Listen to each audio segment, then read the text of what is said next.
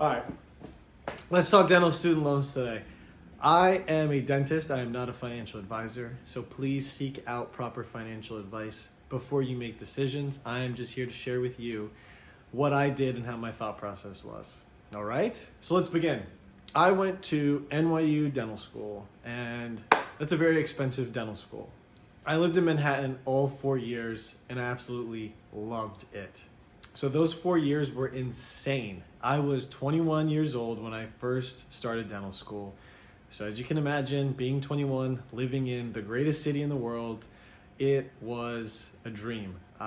Dental school is super, super difficult, but I would not trade that experience for anything. That being said, I really encourage you to do your research and definitely shadow dentists. You need to know that you want to be a dentist before you make that financial commitment to going to dental school. When I went, it was $500,000. I just found out yesterday that now if you were to go to NYU, it's $705,000. That is a lot of money. But if you are doing it because you genuinely want to be a dentist and you love that, go for it. Let's talk about mindset before we dive into the numbers. So if you're going into any type of grad school, you really have to weigh the pros and cons before you make that commitment to start. The reason why you need to know is because it is a lot of money. It is an absurd amount of money to go to medical school or dental school, for example. So as long as you know it, I cannot stress this enough, you really, really need to know before you do it. How did I make that decision? Well, I made a $500,000 bet at the age of 20 that I would be a great dentist. I believed in myself. And so far, it's paying off. I knew it wouldn't be easy, but it's what I wanted to do. If you have determination and conviction to do something and be great at it, you need to make that same exact bet as well. If you have any doubt or you don't think you'll succeed, you should probably look elsewhere. You gotta believe in yourself 100%, because if you don't believe in yourself, who will? Ask any dentist. Dentistry is difficult. It is stressful. It is an art, yet stressful. It is also very rewarding. You get to dictate your lifestyle and make an impact on other people every single day. And that's what I love about it. If you made it this far and you like what you see, please drill that like and subscribe button. I appreciate it. Okay, loan repayment. I took out a loan from the government called a federal loan. It has a 6 to 7% interest rate. Now this loan starts accruing interest when you start school. So what does that mean? It took me about 3 months to figure this out, but when you're in school, interest accrues daily on top of your principal amount of money that they loaned you.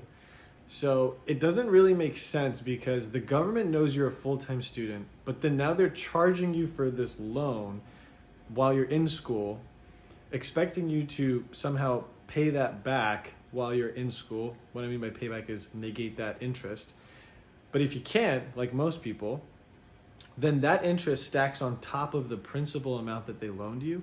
And then when you're done with school, they'll take that entire amount of money and then interest builds on that as your new principal. It's insane. It should be illegal. It doesn't make any sense. You are trying to borrow money for education and they are charging you while you're educating yourself. And then once you're educated and you can go make money, you are then having to pay even more interest. It's ridiculous. All right, repayment strategy out of school. I like the federal loan because when I first came out, it gave me flexibility. Here's something to know. When you graduate, no one really knows how to repay these loans, okay? So I spent so much time talking to friends and everyone's getting different answers from different sources. So take some time, do some research, and don't panic. My situation, I was in a couple offices at a time working part-time. With that came some turnover at jobs. And that led me to be in a position where I was either out of work completely for certain periods of time, or I was only working a couple days a week. I opted in for the income-driven repayment plan. Reason why the income-driven repayment plan is good is because you get the flexibility of making monthly payments. The monthly payment goes off of essentially 10% of your previous year's gross income. This comes out to being a very affordable amount of money for you to be able to pay back. Now, if something happens to you where you lose your job or you're not working as much, You can tell your loan provider that, and they will actually reduce your payments. They'll even go as low as 0. But be careful. Your interest is still accruing while this happens.